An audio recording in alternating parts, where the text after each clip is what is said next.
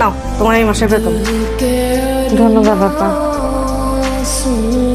500 টাকা বেশি কেন আপা? খুশি হয়ে দিলাম আর কি।